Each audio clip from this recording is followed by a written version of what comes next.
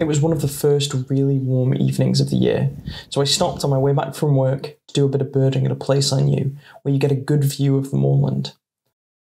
I noticed that someone had come out onto the moor in a six-wheeler, all-terrain vehicle.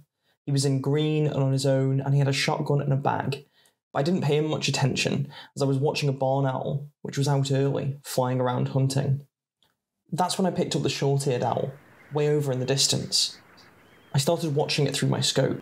It was drifting to where this guy was positioned in the heather. Whilst I was watching it, the bird burst into a cloud of feathers. I knew what had happened, and then I heard the gunshot, and realised the guy on the moor had fired the shot. I thought, whoa, did I just see that happen? I carried on watching and saw the man jump up and move towards where the owl was. I immediately picked up the phone and started videoing. It was about 2.5 miles distant. I took a bearing on where he was. I informed the local raptor monitor I know, who told me that I should call the police and report it straight away, which I did. I got told they were looking at doing it first thing in the morning.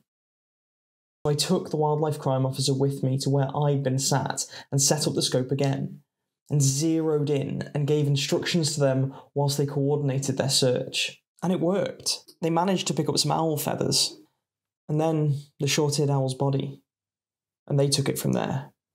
The eyewitness guided us in, and we came to a part of the grouse moor that had owl feathers scattered over the heather. And then it caught my eye, a part of a bird flashing out through the heather, and I looked down a rabbit hole and I could see that there was a whole bird there.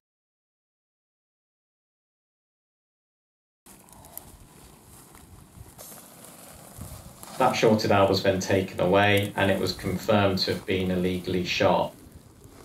The police then made extensive inquiries in the local area, identifying a suspect who was a local gamekeeper, and a number of items were then seized.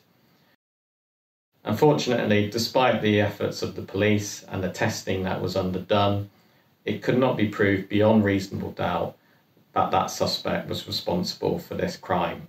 And once again, it is another example of a raptor persecution case where justice has not been delivered.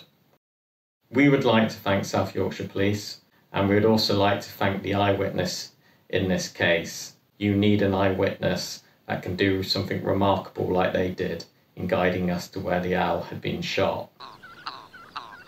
What this also proves beyond reasonable doubt is that raptor persecution continues to be a significant problem on driven grouse moors.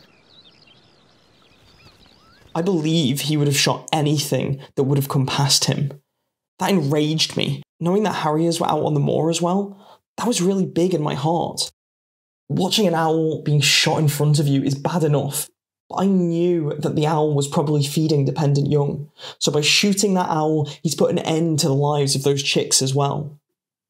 I believe he's one keeper out of many who's doing similar things.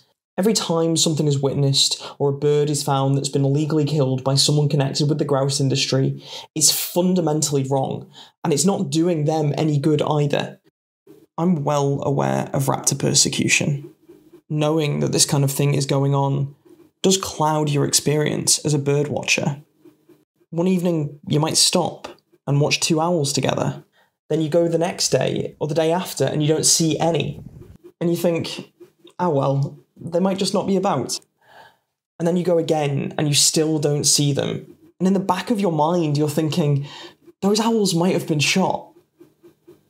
And maybe that's why they're not there.